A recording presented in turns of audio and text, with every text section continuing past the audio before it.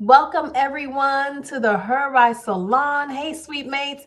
Welcome to all those that are watching live on LinkedIn, live on Facebook, and our YouTube channel. If you don't know, I'm Marsha Guerriere, founder of Her Sweet Spot, a digital platform helping women of color start, grow, and scale their business, develop their business plan, reach their goals, and increase their revenue and get access to funding.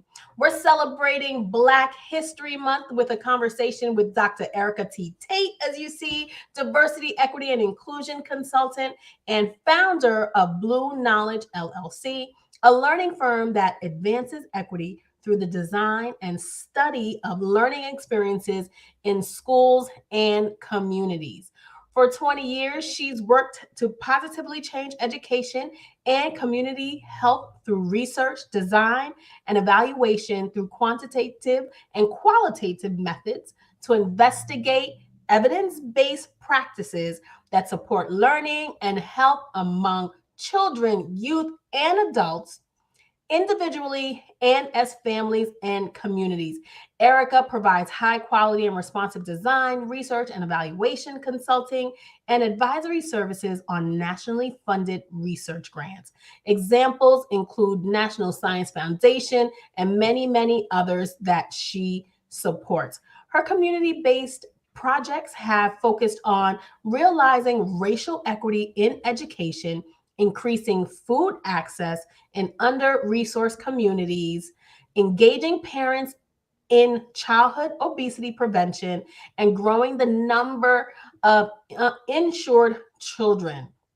Through her life's work, she aims to empower equity driven learning for all, amplifies voices often unheard, and advocates for change that benefits those who need it most. We are here celebrating Black History Month and taking a journey to equality today. Welcome, Erika. Hello, thank you for having me. Or Dr. Erika, as I love to say. Put some respect on my name. Dr. Erika, it is great to have you here. Why don't you say hello to everyone? And although your bio is extensive, is there anything else you want to add to that long list of accomplishments that you have?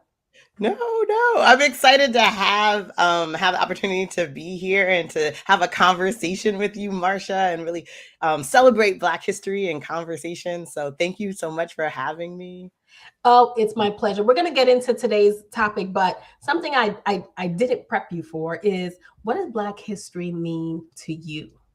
Oh, so this is great. I love Black History Month, that I also affectionately call every day. I love it so much because I think is the opportunity to really add stories about accomplishment, Black inspiration to like our knowledge bank, and to our narrative. And so I always appreciate the opportunity to come together. And no matter where you are during Black History Month, whether you're watching TV, whether you're on social media, you're in your church, you always hear all these stories of just great accomplishment that we have achieved as a people. And I think that is a great way to celebrate who we are and to build up our identity. So I'm very much appreciative when people speak up and share those stories. And if the month of February jumpstarts you, awesome. And I hope that these conversations and these stories continue all year long, because we are Yeah. here all year long and we need to be celebrated. Yes, I do love the way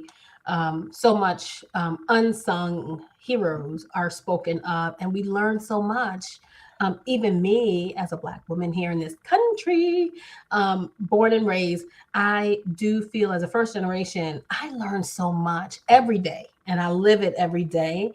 But I am especially thankful for some of the lessons that we get to teach and learn this month. But I want to get into talking about you, your work in building equity and equitable spaces, and not just education. So, your bio really speaks to education, but I know you, Dr. Erika. I've known you for a couple of years. I know the work you do outside of just education. So, can you tell us a little bit about your background and how you became the DEI consultant that you are now? Yes, definitely. So I grew up in a military family. My dad was in the United States Air Force, and we moved around many, many times. I went to 9 different schools. But my parents were really good at helping us settle into communities and become part of it, even if we weren't going to stay for long. We never felt that way. Like we connected to churches and beauty salons and other like youth spaces so that we could really feel grounded no matter where we were. And I think that love of community, that ability to build community just carried on.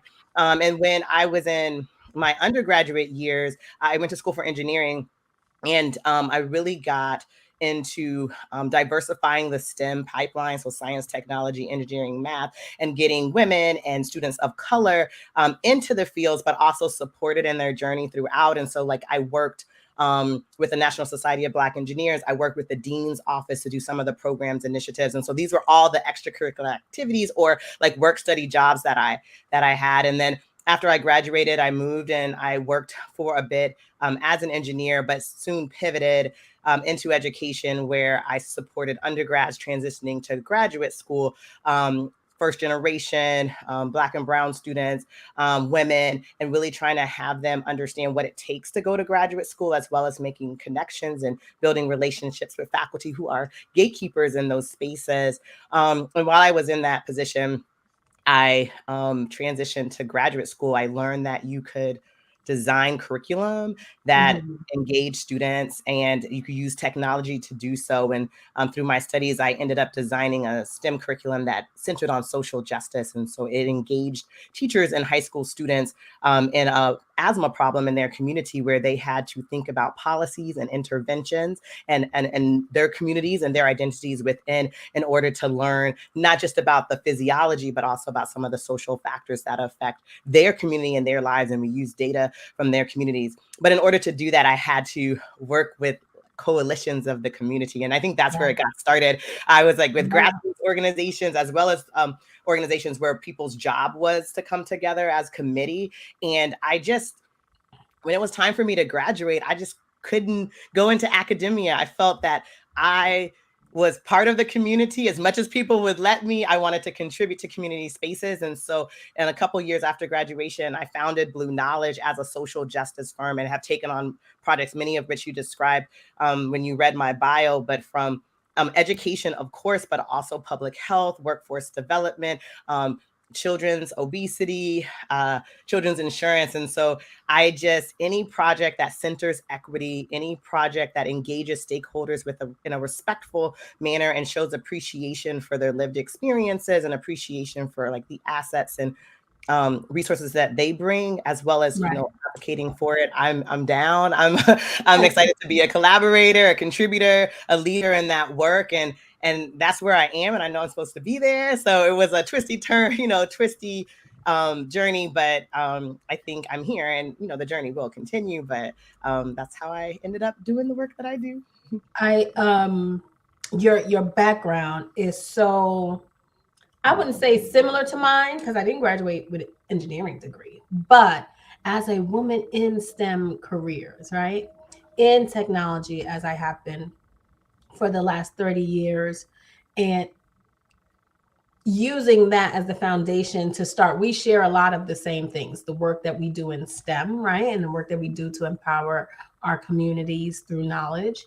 It right now, you were in the STEM field as an engineer and you transitioned out because you saw a lot what was happening from behind, from within, and you wanted to empower and give knowledge and access to these resources and information to the communities. What do you think right now? I'm gonna get into this. What do you think right now, Erika, with what's happening with the state of technology and what the companies that are, on this impending, or I don't know if we're in it or it's coming, the recession, ooh, the doom that's on its way, right? Yet corporations are still making record breaking profits, but somehow they're betting down, hedging on getting rid of people. And I've been reading a lot of articles, Dr. Erika, on diversity being at risk for one of those budget saving items. What do you say to corporations about the risk that they may be taking for lowering the budget that was already frayed, that was already kind of non-existent in the DEI space. That department generally gets the least amount of budget, right? What do you say to people when they say it's going to be chopped off? Yeah, a few things. One is that I always like go from I'm an engineer to educator, but in that period of pivot was actually another like the bubble bust in Silicon Valley. So after I graduated, I moved all the way across the country to work in Silicon Valley, and I had worked for an organization where I interned because they had diversity. They wanted to increase the number of underrepresented engineers in their lab. And so one way to do that, right, is to recruit interns and to bring them through during the summer, because you can be more targeted about the schools that they come from, and also give them a good experience so that when it's time to hire, you can hire them. And so I like moved across the country. I was very excited, and was like 1 month after I got there, the bubble burst. And I was one of those students who, like, as soon as graduation happened, I moved across the country because I had no money. And I remember thinking, oh my gosh, I hope that, they don't lay me off, because I just bought my first car ever and I would hate to have to live out of it because of this recession or, the downturn. But also I say that like as a joke, but also because when we recruit for diversity, sometimes we recruit people out of their communities and out of their safety nets. And so when you turn the table and you're like, well, bye-bye, you have to think about where are they going and what supports do you have to transition them out of your organization for reasons that are beyond their control. And then we got saved because of this like acquisition and ended up moving to another company. And it had a different culture and different set of priorities, but I did all the things that I thought I was supposed to do. I joined the Black Employees Network. Our local lab, had like a local kind of initiative to try to support people of color who were engineers and women in this space. And as soon as that production schedule got real tight, as soon as the bottom line became the number one thing, they ended up deprioritizing those diversity efforts. And it really took a toll because it was a space that really needed it.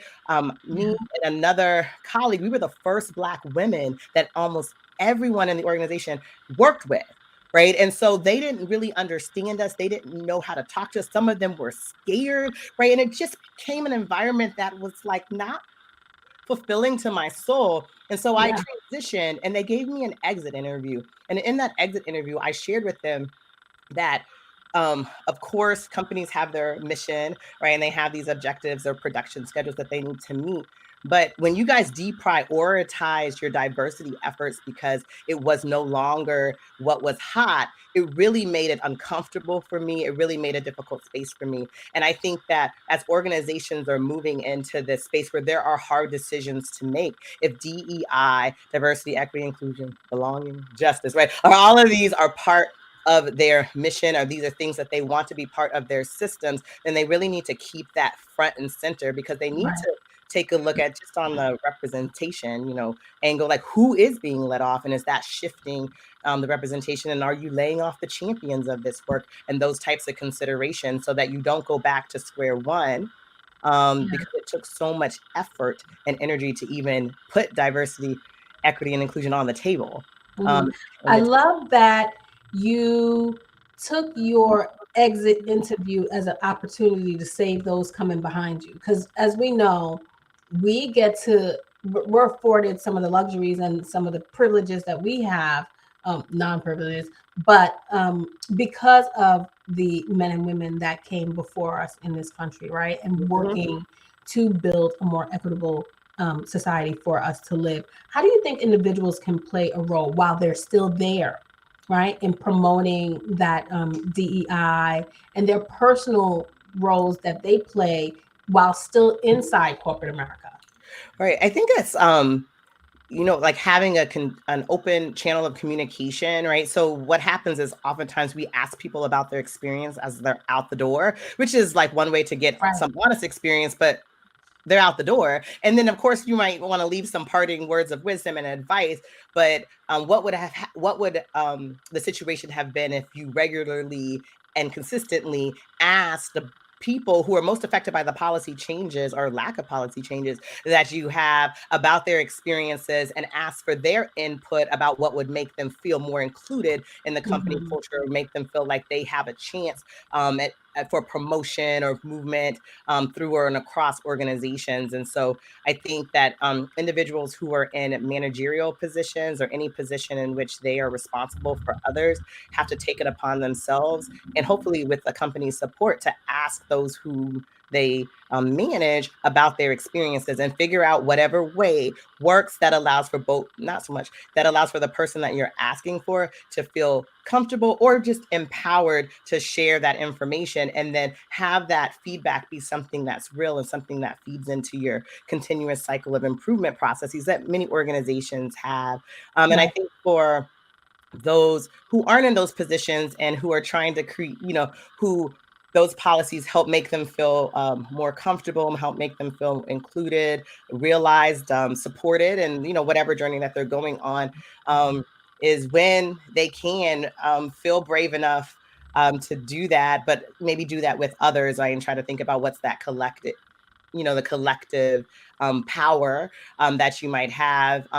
And I say that like when I made that example, like when I went to the new company, I quickly joined the Black Employee Network. Some of it just social, like, I want to see my people, but also because like I knew that being one of few, that I just don't have that much power to change, and I'm in an entry level position. So the more that I could have access to other people and that collective power, as well as mentorship and sponsorship to support me in this space, that could have been helpful if the company could support those types of efforts.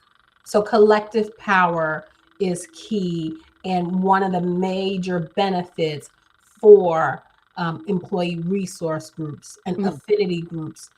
It is really important because we enter in spaces where we often are the onlys and often are isolated and are not building networks. So being able to come together, share experiences, and promote one another within is key. And to the organizations, that's where you come in with Blue Knowledge, right? That's research element when an organization right now is looking to make improvements to their DEI efforts, to understand if it is something that they should or should not reduce in budget right now. The work that you do with research, data analysis, and evaluations, is that a step organizations should do before deciding? Yes, absolutely. Because one of the things that helps us make decisions is information, and information can come in many aspects, both like the quantitative data and numbers about our people, as well as qualitative. Like a one-on-one conversation, a lunch with an employee tells us a lot of things. But I also think that in organizations where they're really working hard to increase diverse representation. So they're doing that because they want a goal of a more inclusive organization where people feel like they're belonged and heard and appreciated, but they have to get those numbers up in many cases. And I think that when you are able to understand those numbers and gather those numbers, you're more successful. So some of the things that we've done when evaluating organizations, especially organizations that have targets around the representation of their group. So maybe they want more Black women, or maybe they want to have more students from communities that are low wealth, right? If they have these type of goals, they have to think about how are they recruiting, what net are they casting, and then also what does it look like across the process. And so you've cast your net, right? You've looked at who's applied, and now you want to think about who's interviewing, who gets offered, who takes the position, and then of course who stays in the organization.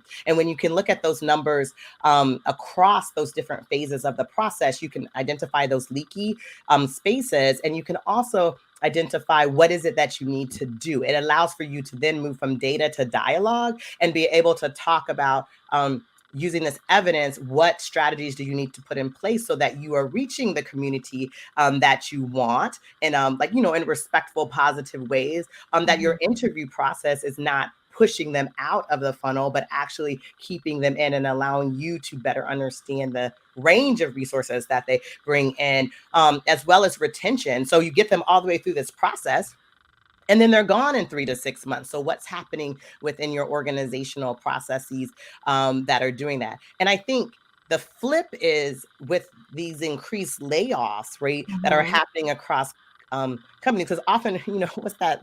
It's like a proverb, but you leave with as much care as you enter, right? And so you like it's like usually to tell us not to burn our bridges as we're going out, but it's usually on the person leaving. But the organization needs to also pay attention to that data, right? On the end, if you say we're just going to lay off because of these criteria that they think are really objective, but all the people that you've brought in through your DEI initiatives or these new hiring practices end up in this one department, and then you cut that department, you've lost all the progress that you've had, and it's going to take even longer to bring that back. So taking that same lens of watching that exit funnel happen and using that as data, as well as like the exit interviews, as well as like follow-ups or conversations with other people who have more connection to the employees than maybe like, someone who's removed or in central office. But I think those types of investigations or inquiry into organizations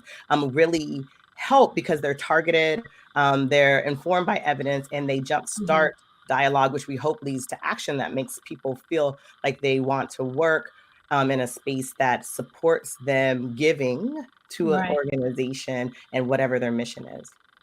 I feel like we're always listening to you. We're always 2 steps forward, 1 step back in our fight for that equality. And the times like this where we're in recession or economic downturn, who's the most impacted, right? Our communities always seem to be at the top of the impact. What do you think is going to be the biggest challenges, or what are some of the current challenges that the Black community is facing now?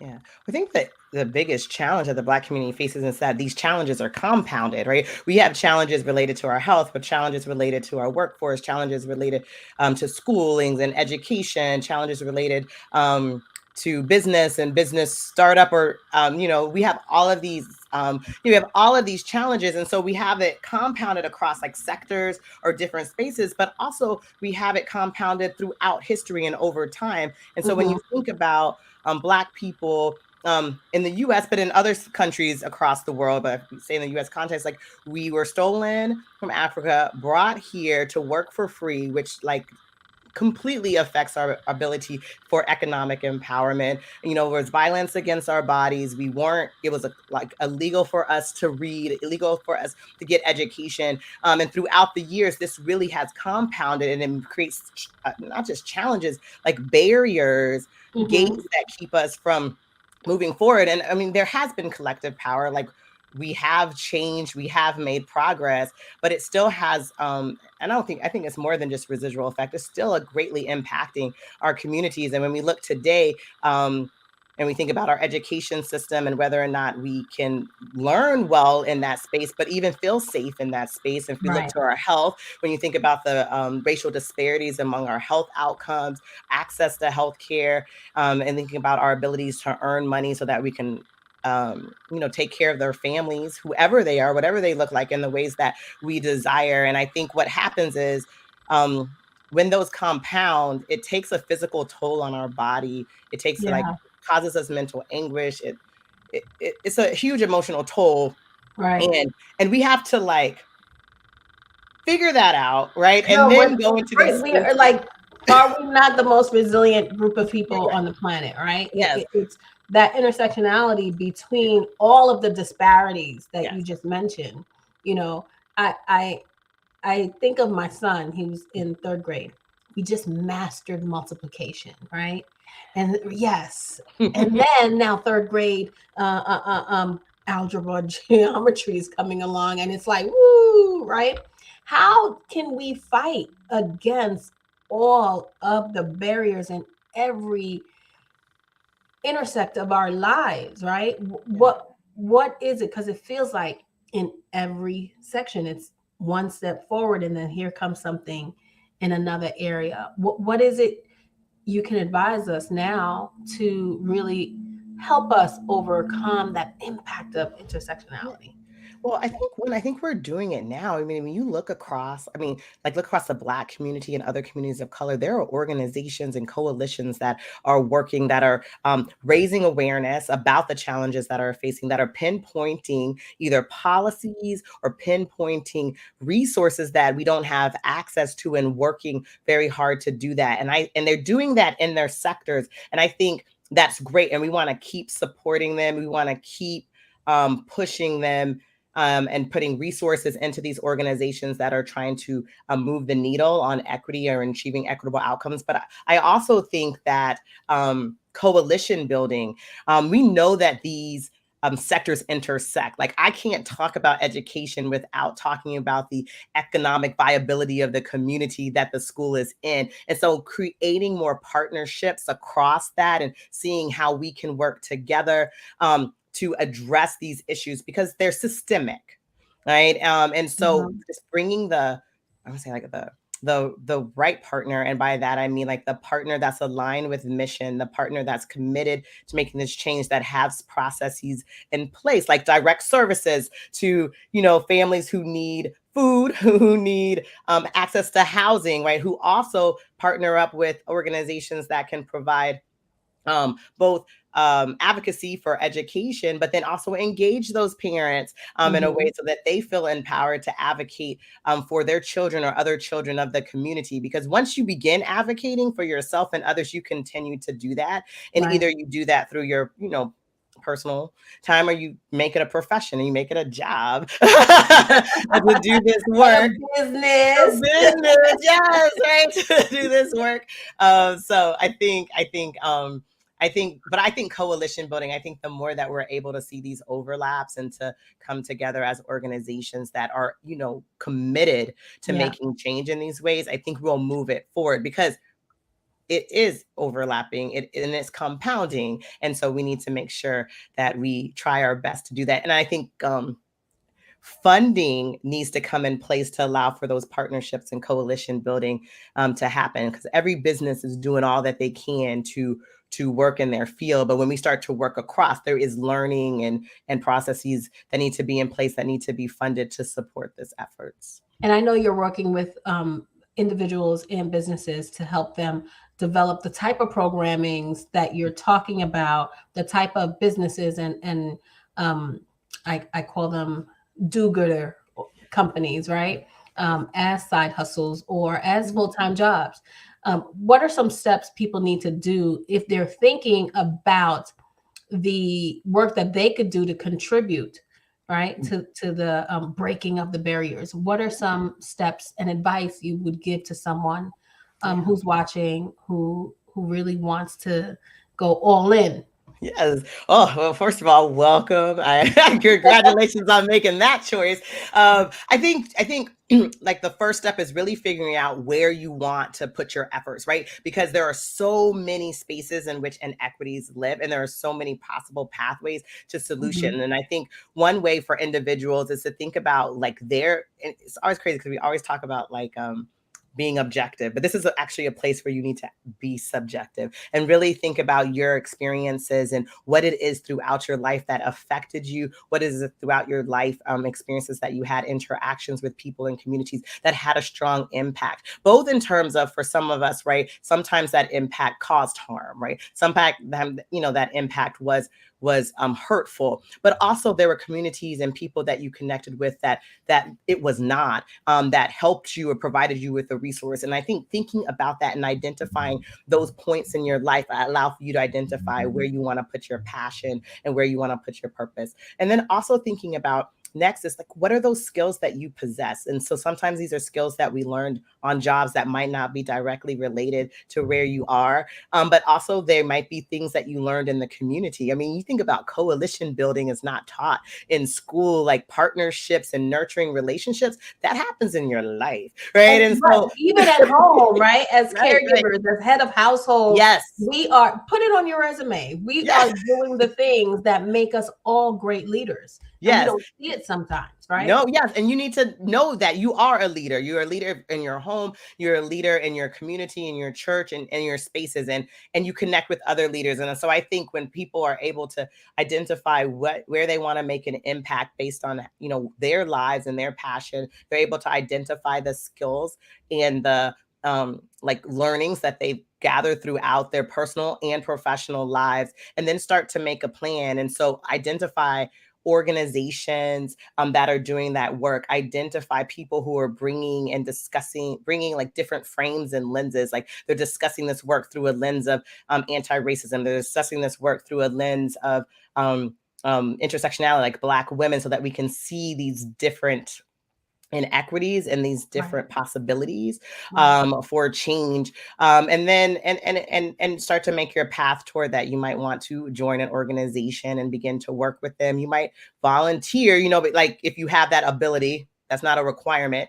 You can always get a job. You might start a business where you're providing a service that contributes to these organizations, or that contributes to the change that you want to make. But I think each time we make a step to enact or interact with the communities that we want to serve, or the organizations that are serving the communities that we care about, we learn, and it makes clearer for us what we want to do and how we want to do it. And then when you find that, right, when you find that space that you can call your work home, right? Or your purpose or your mission home, then you have to make plans based on whatever that is. But I think we have a lot of and self-knowledge. you help support people through that. Yes. I have been working with you for several years now, and you are really making an impact and really making a change in so many lives. And I know that one day we're going to see Dr. Erika's name in lights, y'all. And because what you're doing to really broaden the awareness of the inequalities, and to bring, you started Blue Knowledge as a social justice organization, and it has evolved because listen, the light got to get paid, right? And so business has to happen, but the work that you're doing is what I want people to understand. Your mission never goes away just because you are continuing to find ways to build revenue. To making money is not a dirty thing, right? Funding your passion projects is not a bad thing. So you are a great example for me, and why you are this month's Her Sweet Spot member spotlight for women and women of color, Black women, to see that you can build a thriving business doing important work. I know you mentioned early on, and it's something I wanted to touch on, Dr. Erika, that when you and your family were really ingrained into like the churches, the beauty salons, and that is really the community that we build around our homes as a Black community, right? The salon, the barber shop, it is a very mainstream thing. And when you look at the number of people in careers that are outside of STEM, and that's where people of color, Black people, particularly Black women, most hold their careers and or start businesses. For you being a part of STEM and making that a source of inspiration is something to be admired.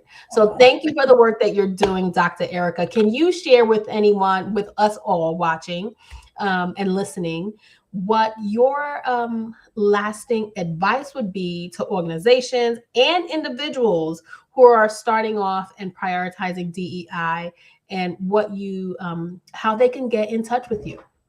Yes. So my last piece of advice is really, I always think about it in this way, is no matter where you are in your organization and what your like mandate or requirements are, like, and whether you're focusing on like changing policy, or you're focusing on these processes or products, right? That's usually the things of business. Remember that people are at the center of them. And so we make better products, we make better processes, we make better policies when we center people first, and we think about all the experiences that people are bringing to our world, and we think about it, and we we know in our hearts that they are valued, that they are appreciated, and that they are loved. And I think when we can start there, we make better decisions about our organizations and better decisions about the impact that we want our organizations to make.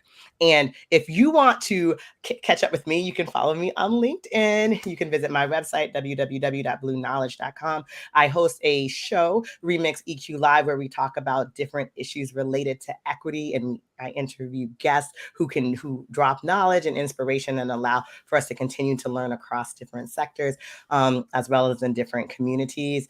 Yes, please connect with me. I love making connections and I love building community. So I look forward to connecting with you.